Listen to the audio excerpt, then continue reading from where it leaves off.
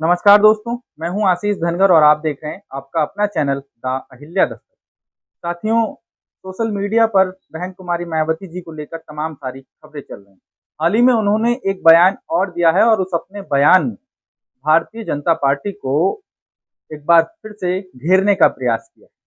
लगातार कहीं न कहीं विपक्ष की राजनीति में बहन कुमारी मायावती जी का अपना एक अलग ओहदा है। जैसा कि हमने आपको बताया था, एक बार फिर से बहन कुमारी मायावती जी एक बार फिर से संघर्ष कर रही हैं और संघर्ष इस बार एक नई दिशा में संघर्ष इसलिए है क्योंकि अब एक बार फिर से गठबंधन की राजनीति बहन जी भी करना चाहती हैं। मैं इसलिए कह रहा हूं क्योंकि हरियाणा के विधानसभा चुनाव को लेकर इनेलो से गठबंधन किया और उत्तर प्रदेश में भी गठबंधन की प्लानिंग चल रही है। जैसा कि मैंने पिछले वीडियो में बताया था, जयंत चौधरी भी बहन जी के साथ आ सकते हैं क्योंकि उनकी भी चर्चा जो है इनेलो के प्रधान महासचिव अभय चौटाला जी के साथ चल रही है।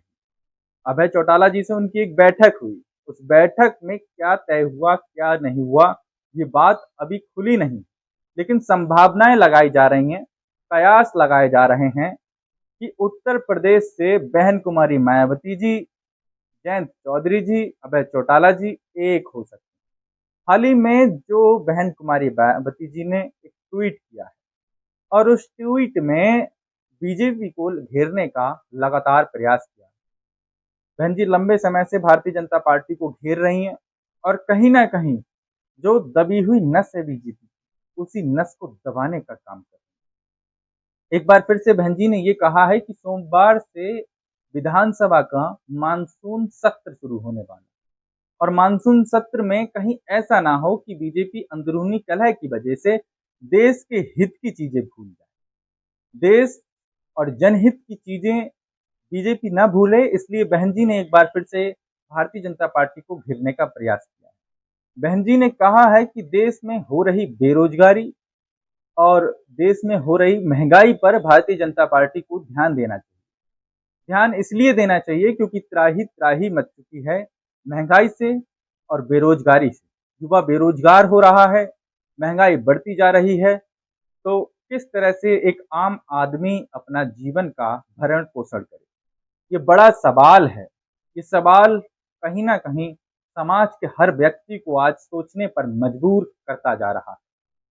बहन जी ने ये भी कहा है कि बाढ़ पीड़ित जो लाखों लोग रहे, उनको सरकार की तरफ से क्या मदद मिल पाई, बड़ा सवाल है क्योंकि बहन जी ने हर मुद्दे से घेरने का प्रयास किया। इस बार बहन जी कहीं ना कहीं भारतीय जनता पार्टी को हर मुद्दे से घेरती जा रही है। बहन जी ने अपने ट्विटर पे लिखते हुए साफ साफ कहा है कि प्रदेश में जिस प्रकार से बेरोजगारी फैल रही है, जिस प्रकार से जो चल रहा है आज, महंगाई जिस प्रकार से फैल रही है, कानून व्यवस्था बिगड़ी हुई, झूठे मुकदमों में लोगों को फंसाया जा रहा है, कहीं ना कहीं ऐसा लोगों का कहना है और इस पर जो है सरकार को ध्यान देना चाहिए।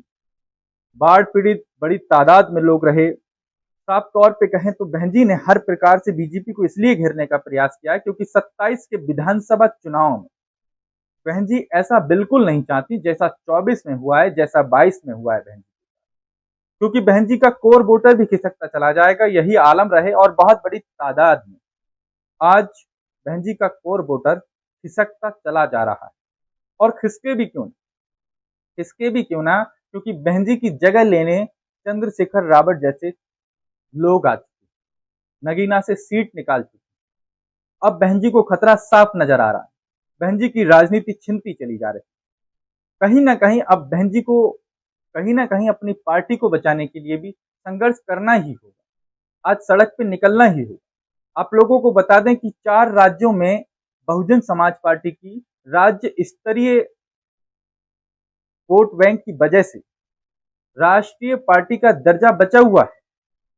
अगर समीक्षा हो जाए तो शायद ये भी चला जाए और इसी को बचाने के लिए बहन जी अब बड़ी सचेत हो चुकी है। सेक्टर स्तर से लेके बूथ स्तर से लेके और प्रदेश स्तर तक हर स्तर पे बहन जी का संघर्ष अब जारी हो गया।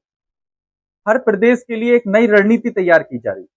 उस रणनीति के तहत जो भी व्यक्ति पार्टी में काम करेगा, जो भी व्यक्ति दबे कुचले और शोषित वंचित समाज के हकदार की आवाज को उठाएगा, केवल और केवल उसी व्यक्ति को पद दिए जाएंगे।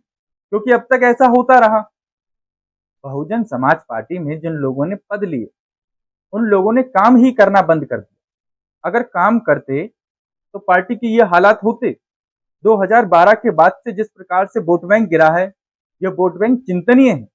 बहन जी की टीम ने इस पर चिंता की जाए और जाहिर लगातार कर रही है। बहन चिंता जाहिर ना करती तो ये हो रहा होता जो हो रहा है। हरियाणा में इनेलो से गठबंधन चल रहा है, बाकी प्रदेशों में गठबंधन की प्लानिंग चल रही है। जयंत चौधरी बहुजन समाज पार्टी के साथ में आने की संभावनाएं बन रही हैं, क्योंकि अभय चौटाला जी से मुलाकात हुई है। इसी गठबंधन में वो भी शामिल हो सकते हैं, लेकिन उनको कितनी सीटें दी जाएंगी, ये कहीं ना कहीं संभावनाएं है कि इस मोर्चे के अध्यक्ष भी बहन जी ही बनेंगी, क्योंकि बहन जी बड़ी लीडर, आयरन लेडी के नाम से मशहूर रही है, अपने शासन के लिए मशहूर रही। साथियों, जो बहन जी ने जिस प्रकार से भारतीय जनता पार्टी को घेरने का प्रयास किया है, वो बिल्कुल सही है, एकदम सही। आप लोगों का इस वीडियो को लेकर के क्या सोचना है, कमेंट सेक्शन में अपनी राय जरूर दीजिएगा। साथ हम फिर मिलेंगे एक नए वीडियो, एक नए टॉपिक के साथ में। तब तक के लिए जय हिंद, जय भारत।